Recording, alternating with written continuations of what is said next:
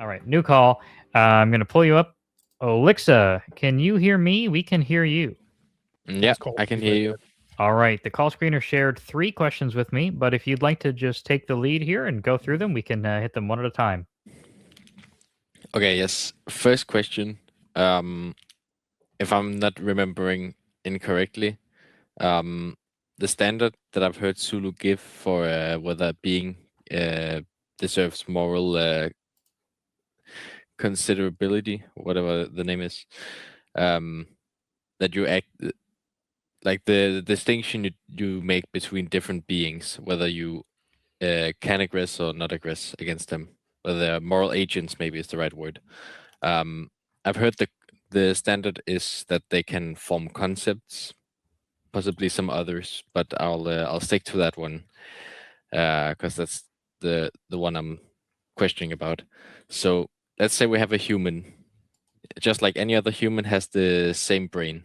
So it has the brain faculty to form concepts, but it doesn't have any senses, no sense perception, so it doesn't have any information to actually make the concepts from. So would this human being fit under the category of a moral agent? So, precisely, I've got like 2 criteria, which very well may collapse into one criterion. So it's that first of all, they have to have volition. That is, that they can get into conflicts in the first place, which I do believe comes from the conceptual faculty. If you've got the conceptual faculty, then you can have volition. Then the second one would be that you could avoid conflicts with them. So, if you imagine up like a hypothetical vampire who's got to aggress or else they die, well, you can't avoid conflicts with them. So there's no meaning of law between us. So for somebody who is like born and they're just a brain, let's say, like you just create a brain in a lab where it's got all the necessary faculties there, but no possible means of sensation. Well, yeah, I don't think that would be a human, because they would have no potential to form concepts. Now, if they were just like slowly growing out their eyes or what have you, well, then they do have the potential to get into conflicts with that person, and you do have the potential to avoid conflicts with that person, should they come up. So if they're growing out their means of perception, then there can still be law between us. Okay, and what if this person is they had the senses before, but they got into an accident and now they don't have it anymore? Okay, so they lost all of their senses. Yeah. So they would have to.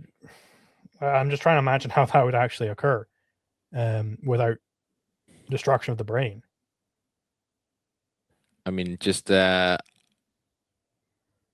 you have the sensation of touch, just your something in your maybe spinal cord just shut off, and now you're not getting any touching sensations, and your optic nerve is destroyed, hearing drums destroyed, whatever, and all that stuff, taste buds, smell, all of those, they just get destroyed. The connection to the brain, so you can actually process the information you get from those, just cuts off, so you completely without any senses. But you still have an intact brain. Well, in that case, it does strike me that, on its face, it does seem that there's a potential for like some of these things to be healed in some way. So I think it would still apply. Now, if you can imagine up some scenario where it's like impossible for them to ever reestablish any senses or anything like that, then I suppose it would be an analogous scenario to brain death, where they may have all the senses and everything, but they would never ever be able to process any of that because their brain's gone. Okay. I actually have a follow-up question now I just thought about to this. So let's say a human gets it gets born with a disorder that just makes it so it can only eat human flesh, and just for the sake of argument, let's just say that that there is no that doesn't work with like let's say elder people who died of natural causes. It just has to kill a human and eat that flesh. Would this person should they just stop eating and just wither away? Well, so again, I think this is basically the vampire scenario, where like I'm not gonna come up with philosophy for vampires or philosophy for ants or anything like that. I'm more concerned about coming up with philosophy for humans.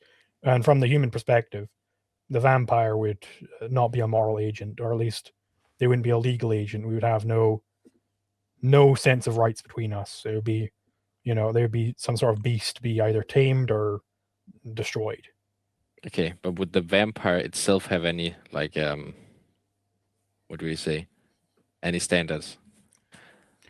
Presumably, if there's a reason why that such a thing doesn't exist, because it's like, well, what would those standards even be? We're kind of in like sci-fi essentially, because such a thing which like needs to destroy production to live, like, but is also has evolved a productive capacity, like it could never come about evolutionarily, at least. Okay. I'll move on to the second question. So this is regarding the parameter mutually exclusive action in defining aggression.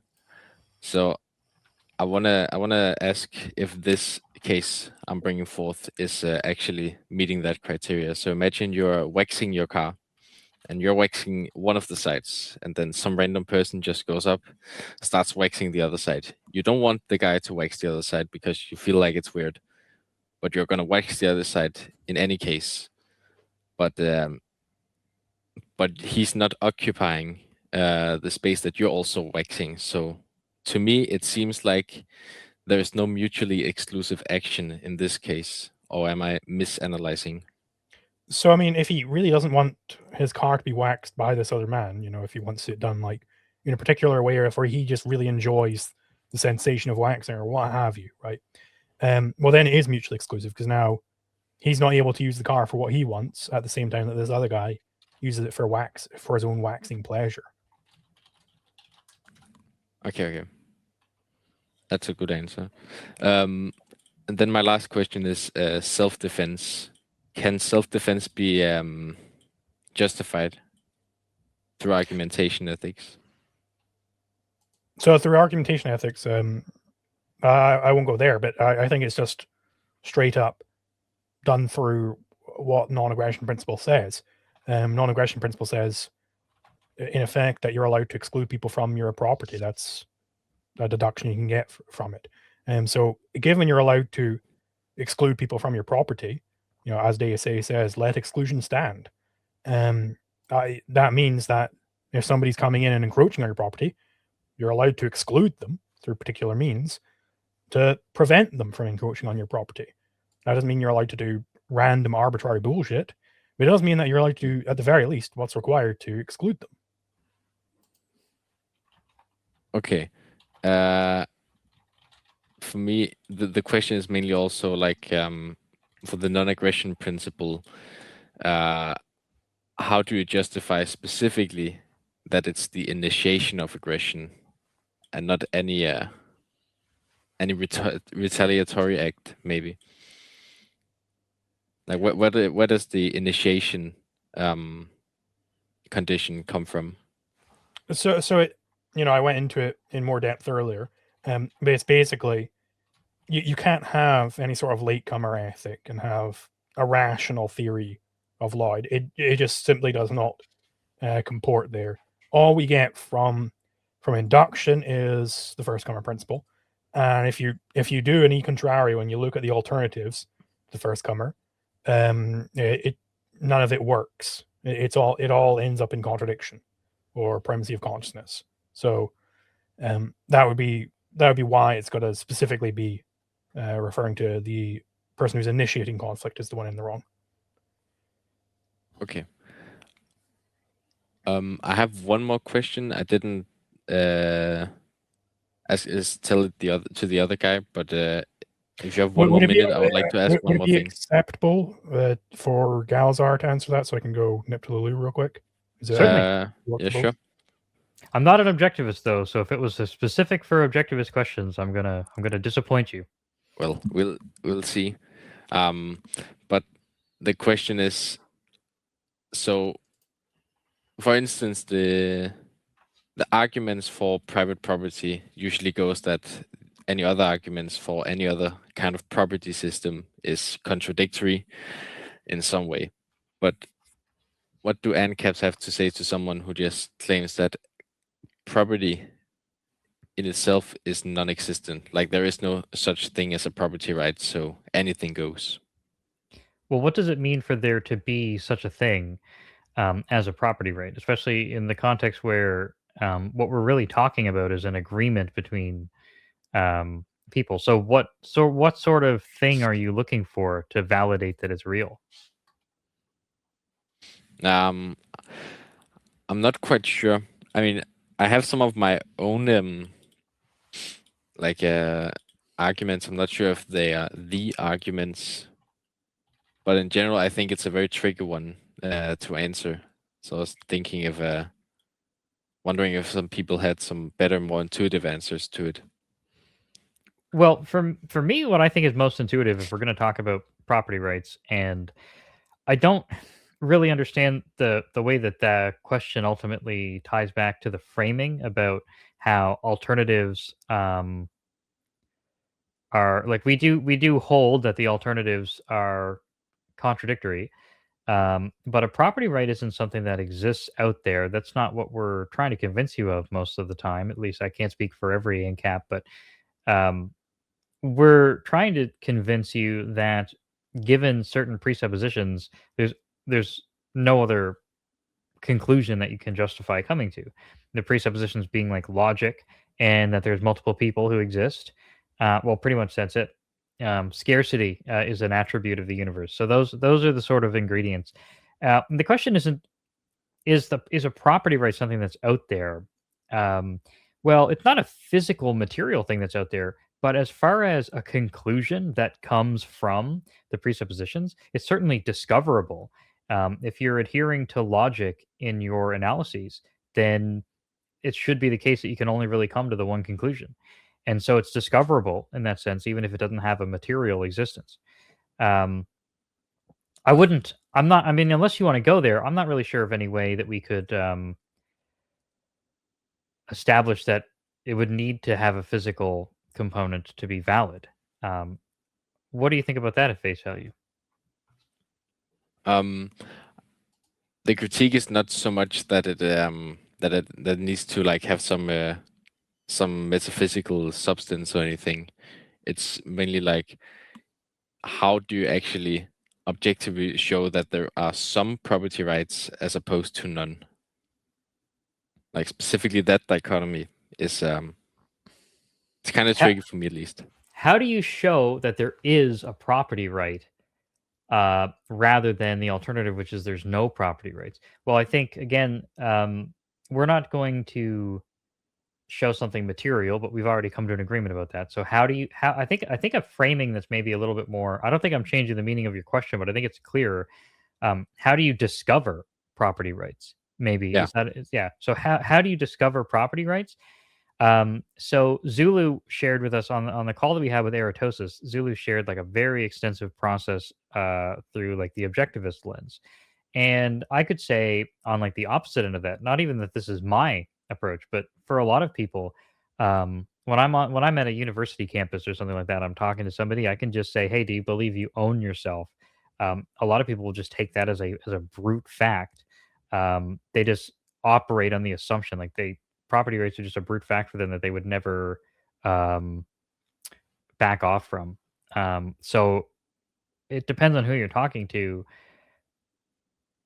in terms of how are you going to help somebody discover property rights. For me, really quickly, I exist, other people exist, and the laws of logic are true, and scarcity is an attribute of the universe, right? So it is discoverable as a logically necessary conclusion from those that there are property rights. It's not discoverable in the sense that if you have those presuppositions, they lead you to some sort of empirical observation. Rather, by starting with those, you can almost think of it like math. By starting with those constants, if you put them into the formula, that's what property rights is what you get out, and that's what it's like to discover. It's the same way that you might discover a new prime number, um, although a lot less complicated than trying to discover a new prime number. What is that formula? Am I appealing to something subjective with that formula? I would say no. The formula is those combination of things already. So the laws of logic basically gives you the framework that contradictions are false, right? True statements, or every proposition is either true or false. There's no third, and there's no both. And so those things are true. Can we infer from the fact that things are scarce that conflict is possible in any situation that has multiple people in it? I would say so. I'm not aware of any way that you could get to a different conclusion. So, like, what I would say is just to demonstrate what that discoverability looks like and feels like. Can you think of any alternative conclusion within? So the laws of logic are true. Scarcity accurately describes reality, and there's multiple people. Is there any other possible conclusion than that conflict is possible?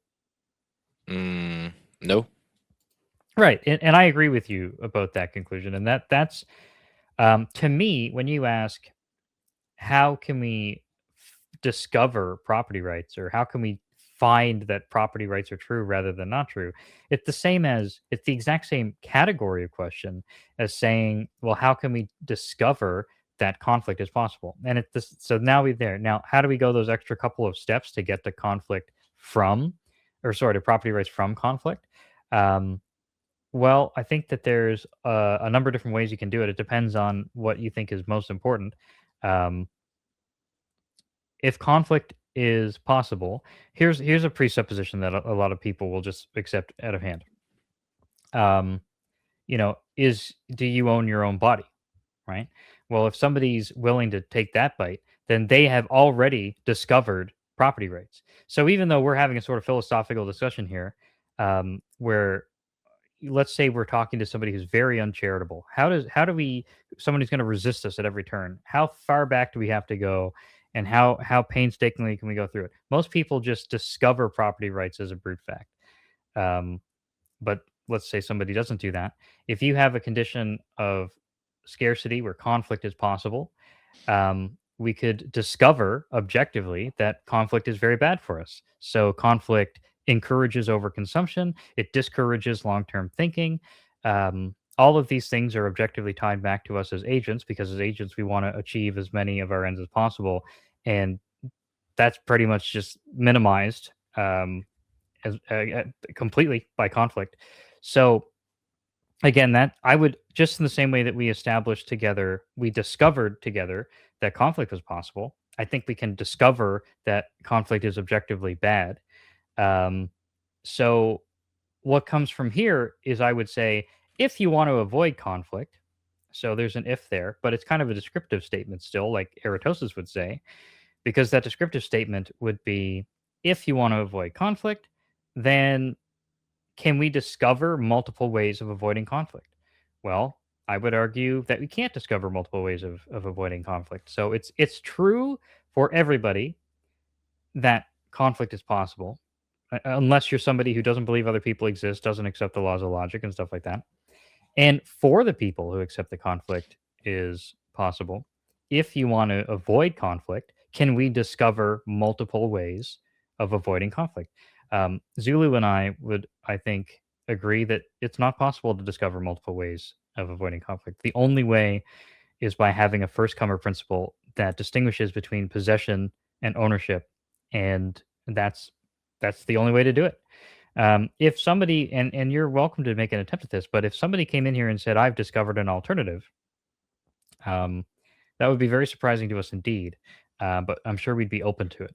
But the fact is that the way that all these ingredients come together really doesn't leave much opportunity for alternatives. I think there's really only one discoverable result, and that shouldn't be hard to believe for anybody who understands math, because when you think about something as simple as 2 + 2 = 4, there's no such thing as a set of options. Those ingredients lead us to one conclusion. And even though when we're speaking with like normal spoken language, it doesn't seem to have the same rigidity and inflexibility that math does.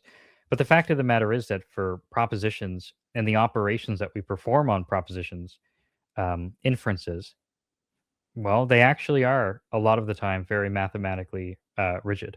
It's true for all, you know, or and statements, or exclusive or statements. All these things um, they have the kind of rigidity that makes us able to reach those statements with certainty, even when we're using the spoken word as opposed to math. So, does that was a lot of words, but are you satisfied that that sort of answers your question about the discovery of property rights? To some degree, like I also feel there's some there's good value in like going the subjective route, trying to show how people already accept property rights, and libertarianism is just property rights universalized. But what I find often, I've tried that method before, is that people resort to particularism. So each particular instance gets evaluated on its own merits, and the standard kind of changes across this. So it's kind of why I don't really like the subjective route, because I feel like that's where it often leads to, just leads to particularism. Sure. Well, I want to offer one thought about that, and then if anyone's going to be able to give you a more satisfactory, but also less a subjective answer, it's going to be Zulu. For me, if somebody agrees with you at any point of that process about ownership, like yeah, I own my own body, but here's this other hypothetical where you can take something from somebody that they own, like taxation, for example. I think that really I don't think it gets enough attention just how explicitly they're just saying gibberish. Ownership has to be a process that distinguishes, or a status that distinguishes between justified and unjustified use. So if they own their own body, they are accepting all of the required ingredients to say yes, ownership is the status that distinguishes between who can and can't use something. So for them to go on and say, you know, for them to go on and say, well, taxation's okay though, or so, whatever had happened to be, taxation's just the poster child, obviously.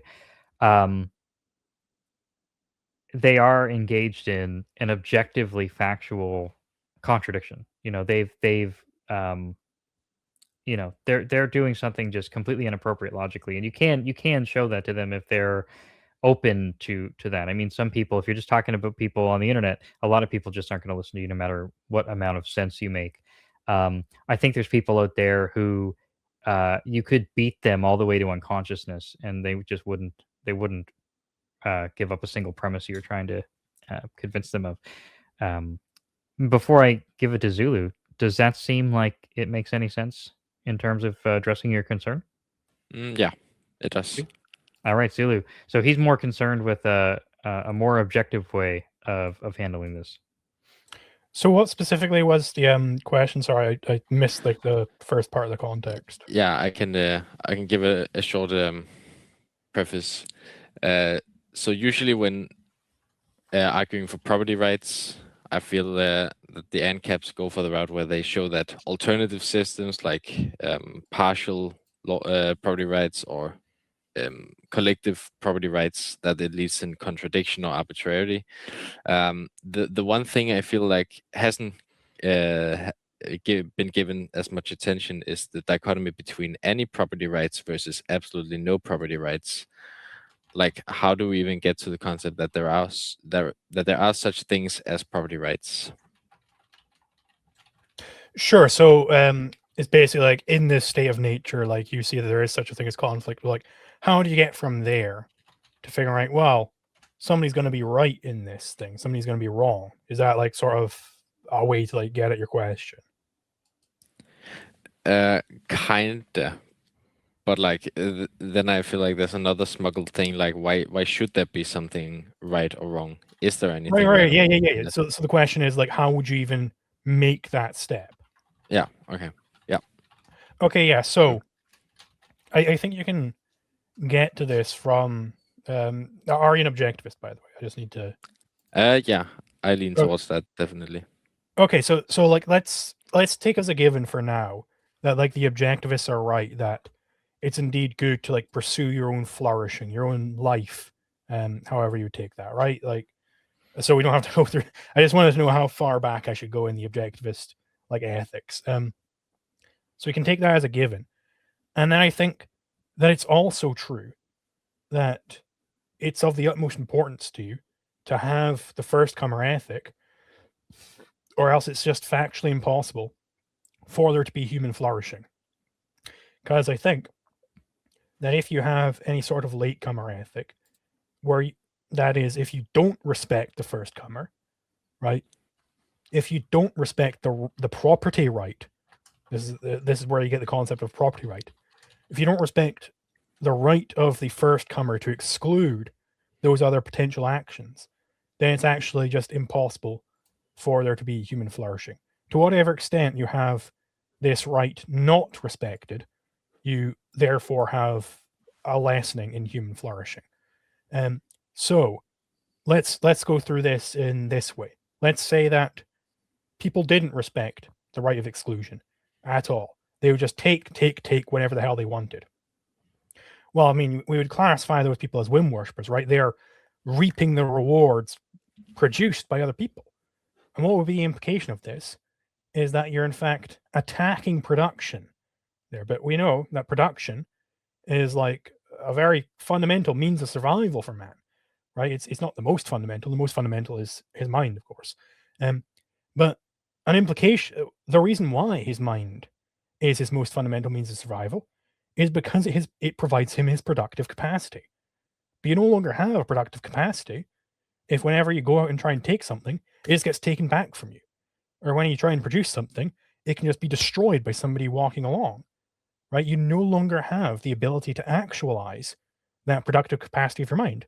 So in the exact same way, if you don't have property rights, in the sense we're talking about, then you cannot have human flourishing to that extent.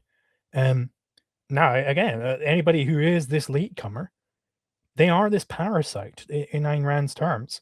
They are latching on to the productive individuals and siphoning off wealth for themselves. So they're not living as a man, right? They're living as a tick. And so I think that's how you can get to the concept of property rights, even just purely objectivistly, right? I don't think you have to stray particularly far from objectivism in order to get to what we understand property rights to mean. Yeah, I've also tried that that approach before. One of the points that I think needs at least more some explanation for me is what is human flourishing, because I feel like that's doing a lot of the lifting, because if we take it's the necessity for life, then you could technically still have human life if people just partially produced, partially stole, but they would not we wouldn't flourish. But it also requires that we understand what even is flourishing. So I definitely wouldn't take the survivalist view that it's just about maintaining life at all costs, right? So you're right there. Now, I'm not sure I have a good offhand definition of what flourishing exactly would mean.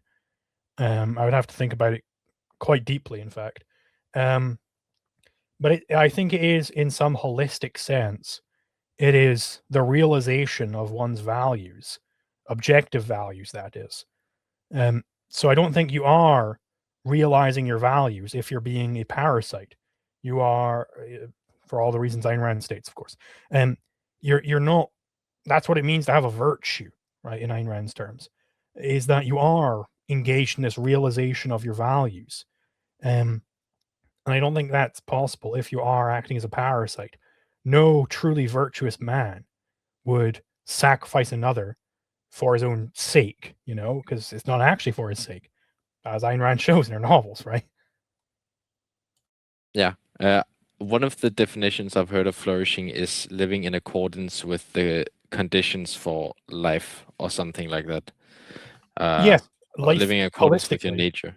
because I don't Yeah. think life is just means survival, for instance. Okay. Thank you. I think that was all from me. Awesome. Thanks so much for calling in again. We always like hearing from you and answering your questions. They are thought provoking. And I hope that this was productive from your point of view. Yeah, it was definitely. Thanks for this Excellent. discussion. All right. Our pleasure. Thanks so much. We got one more.